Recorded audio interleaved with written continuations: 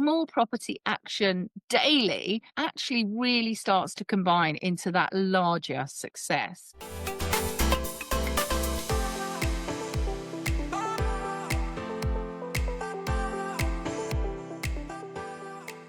Welcome to the Property Mindset Podcast, where I'm Emma Howitt, mentor, investor, and your guide to building wealth, freedom, and personal transformation through property. Now, always remember that property isn't just about bricks and mortar. It's really about building the life you truly desire. And in this space, we don't just talk strategy, we deep dive into mindset, something that I've really found is missing in other industries, but has been an absolute game changer, especially for me in the property professional circles. So, what are we talking about today? We're talking about tiny tasks and huge returns, how to really break that investor paralysis with micro moves. So let's turn dreams into actions and actions into success. So, where does this come about? This looking at tiny things. What tiny things can we do? And it's all about how small, consistent actions can actually lead to really big property investment successes. So, I am going to recommend a for you to go and listen to YouTube, and there's a speech by Admiral McRaven. If you haven't listened to it, I'll put a link in the show notes. It's really fantastic. It's one of those real kind of motivational ones. But one of the things he says is if you want to change the world, start off by making your bed. And that was by Admiral William McRaven. So, how about that? How is that going to make any difference, you might ask? And actually, over the years, I've kind of realized that I've made some really massive jumps in achieving things.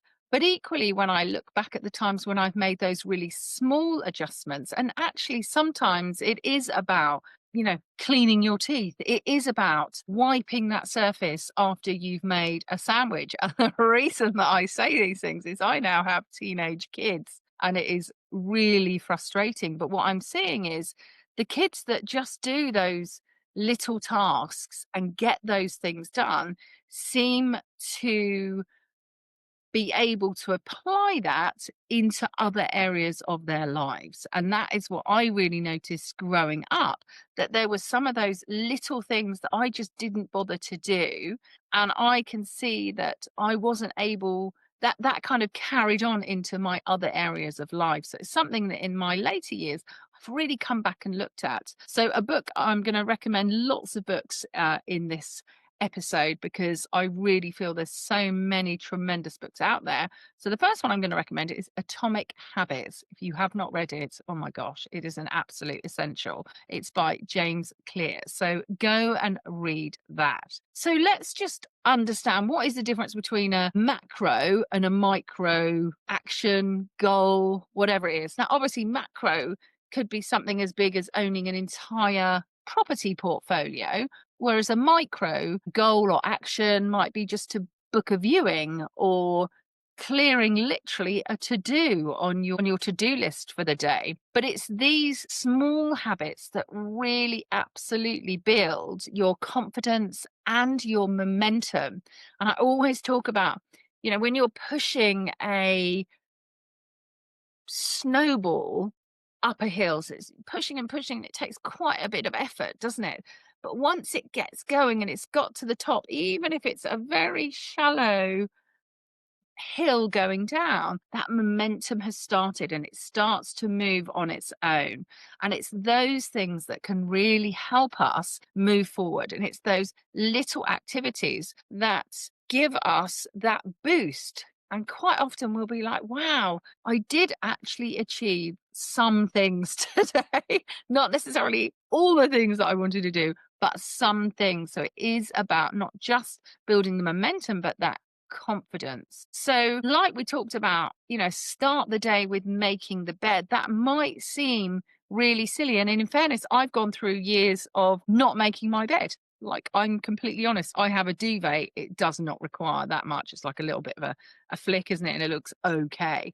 But in my later years, I've really started to make it a thing to make an effort in making that bed. And I do feel when I come back at the end of the day, I feel like, wow, it's actually really nice to walk into the room and to have that there. So doing that one small thing, and what you've got to do is apply that to your property actions, because that small property action daily actually really starts to combine into that larger success. So another book I'm going to recommend is Tiny Habits by B.J. Fogg. Go and add that to your Audible, or if you like to read physically, then go and get that downloaded. I'll obviously pop all these into the show notes. So, as we've talked about, these small actions, activities, we've talked about helping build confidence, but it really does create this, it's almost like a positive feedback loop of accomplishments, but equally of resilience. So what I often find is, especially when I'm mentoring people and when they start out, like with anything new, you're all really excited, aren't you? And you're learning new things and you're absorbing so much information. And then you start applying it. It's quite exciting. It's like the first time you do this, or, it might be a new strategy. So it's the first kind of understanding of what a purchase lease option is. Maybe you're talking to an agent for the first time. And then reality strikes. And then just the boring part happens, because then you need to do just a lot more of the same conversations with more agents. There's a lot more of the same old due diligence. There's a lot more of the same repetitive looking at Property Filter or Rightmove, wherever you search. And it's almost like those bits, we need to start building this discipline of doing those things, because inherently you only fail when you stop doing it. Yeah. We only fail when we decide we no longer want to do it. And that is a decision. And then, sometimes you have to decide to go in a different direction. And that's also completely normal. But it's looking at each day, what are these micro goals that builds that discipline, that builds that confidence, that builds that feeling of accomplishment, gives you that confidence, and therefore gives you that resilience to go again and to keep doing it. So is it kind of, is a micro goal to research your local area again? Have things changed? Have you not been on top? I often find that, you've been doing, let's say, a big renovation for such a long time that you may have missed some new things that are happening in that area.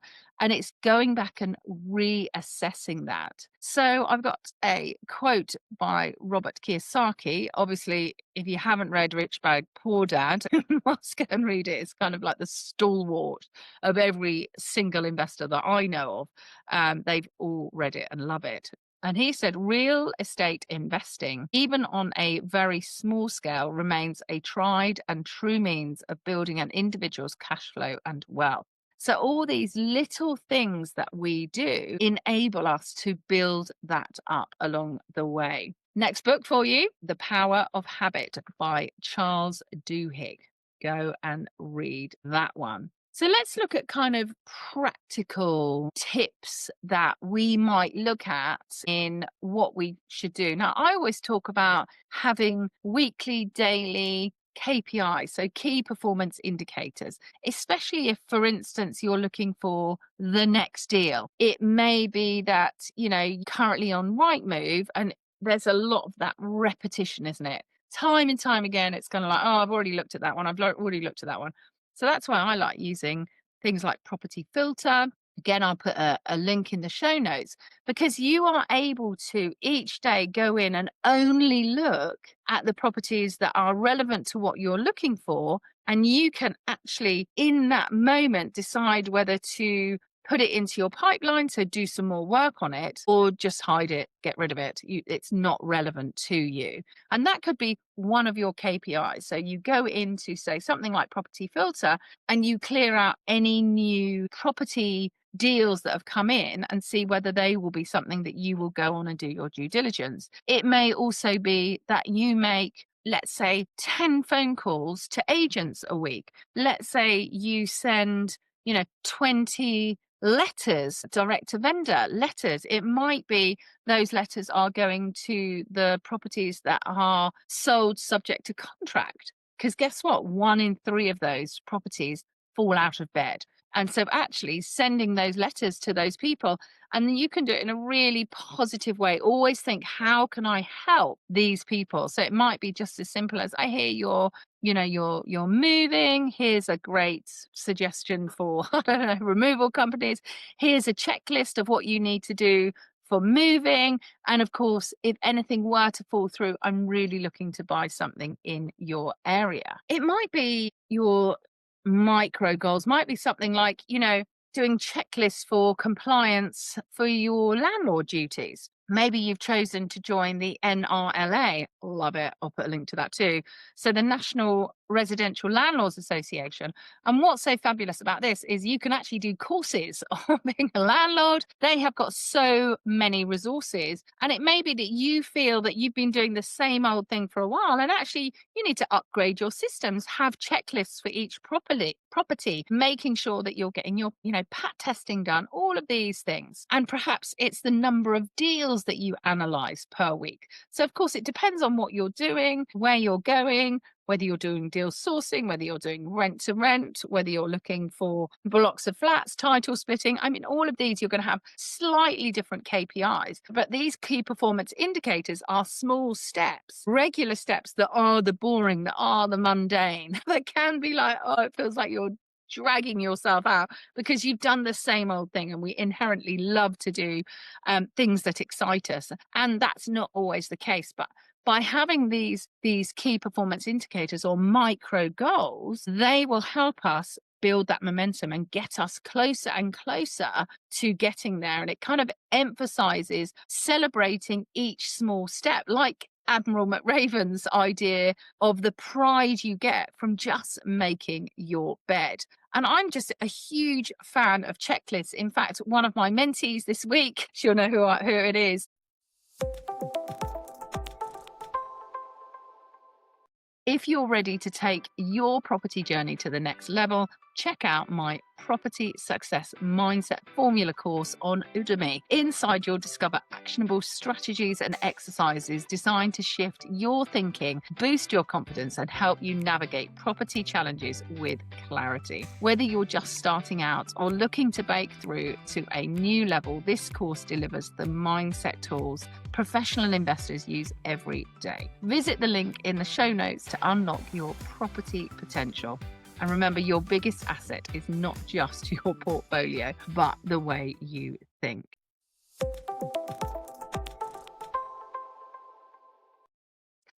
We were talking about a deal, and she was kind of like, I'm not really too sure about that deal. And we were thinking about it, and I was kind of like, okay, well, how about an assisted sale? She was like, oh my gosh, I didn't even think of that. So again, we talked through, well, each deal, have you got a checklist? Have you double checked? Have you asked all of these questions? What are they going to do with the money once it's sold? Is it mortgaged? Where are they moving? What all the plans, what you should ask, have that tick list per property. I use something called Remarkable. If you don't use Remarkable, I'd highly recommend having a look at it.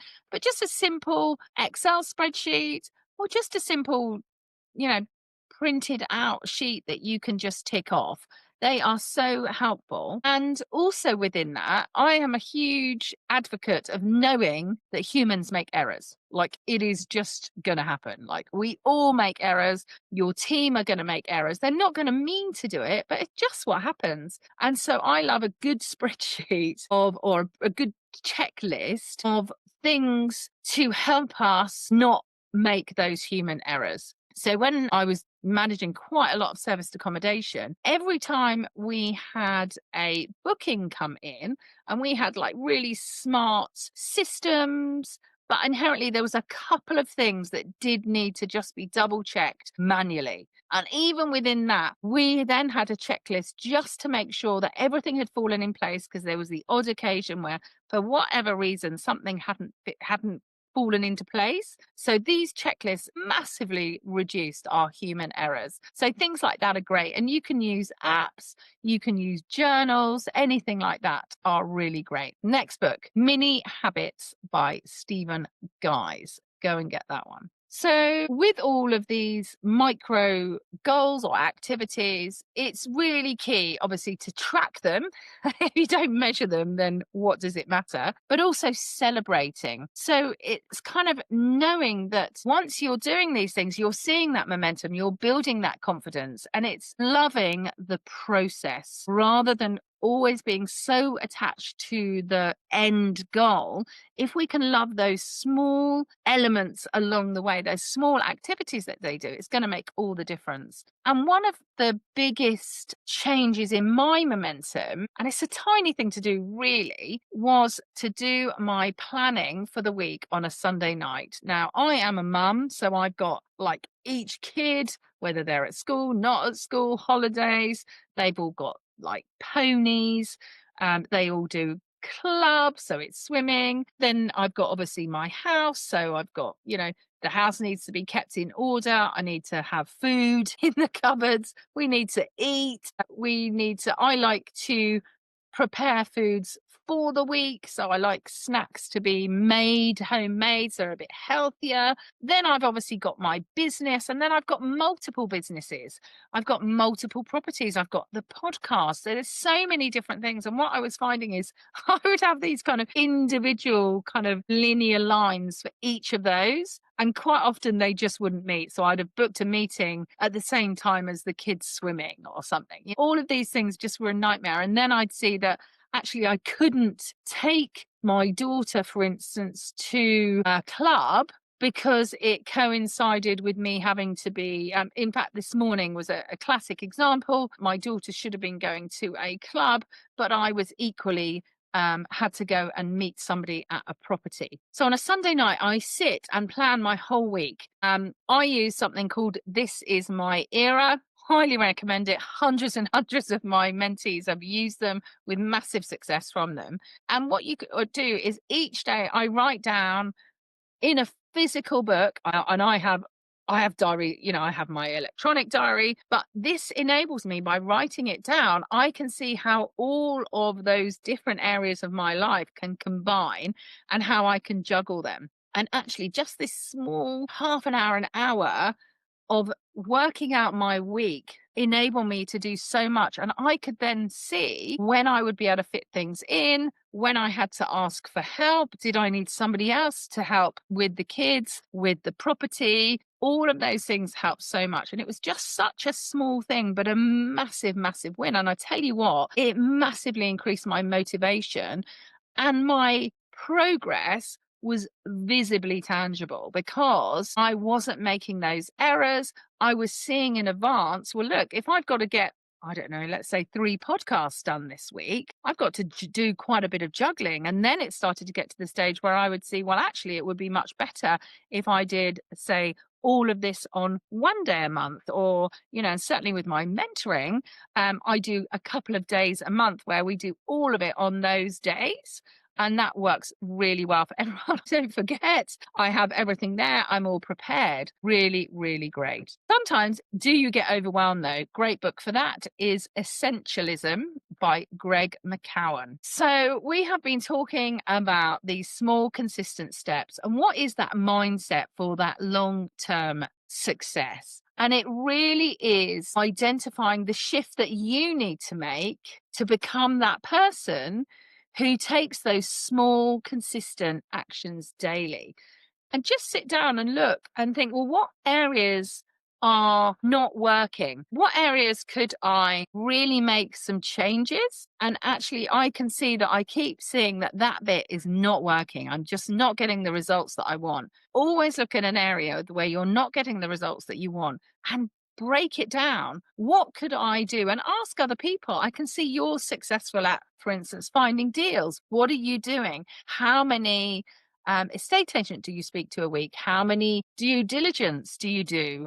All of these things. And when you speak to really successful deal sourcers, I find them amazing, especially rent to rent ones. They literally It's like in The Pursuit of Happiness. Have you seen that? Where the chap is on the phone and he doesn't even put the phone down. He literally just puts his finger and rings again. And these are the people that are just constantly striving to have that numbers game to reach their goals. So this is a great quote by Jim Rohn. If you don't like where you are, move. You are not a tree. I really love that. I'm going to read it again. If you don't like where you are, move. You are not a tree. That was by Jim Rohn. So do remember that just like um, making your bed, and at the end of the day, when it's been a really tough day, and you walk back in that bedroom and you see you've had that small win, it gives you that inner resolve, that strength to overcome those larger challenges. So come on, guys, look at an area in your life you think there needs to be some changes, and really look at what are those small micro goals, those small micro actions that you can add in to your week. Is it booking more viewings? Is it attending a meetup that you keep missing, that networking that you're just too tired? Is it researching a new market? Whatever it is, add that in and make sure that you actually do it. And remember, just like making your bed starts your day with an accomplishment, your small property goals start your journey to that macro growth. So start your next micro win today. If today's episode inspired you to take small, consistent steps towards property success, don't miss out on episode 28. It's called Stickman Mindset and it's Property Success Unlocked. In this powerful follow-up, I dive deeper into the science of mindset, revealing how your thoughts, feelings, and daily actions work together to create lasting momentum in your property journey. And here you'll discover practical tools like affirmation, journaling, and this fantastic Stickman visual designed to help you break free from procrastination and those horrid limiting beliefs so you can achieve your biggest goals, one micro win at a time. So do, after this episode, tune in and unlock that next level of your property mindset transformation. So today we explored how just tiny daily activities and goals can make such a big difference to your property journey. And do remember, property success isn't just about what you do, it's about how you think. And when you combine a strong strategy with an unstoppable mindset, there's no limit to what you can achieve. So do reflect on today's episode and consider that one action, that one micro goal that you are going to take, that you're going to action today to move you closer to your property goals. And of course, do remember, if you know somebody who's struggling on their property journey, share this episode with them. It could be the absolute game changer that they need. And remember, the more people that we help, actually, the greater our own wealth in every sense of the word. And growing this community means growing the potential that we all have to succeed. So do remember, your mindset is your greatest property. Keep building it.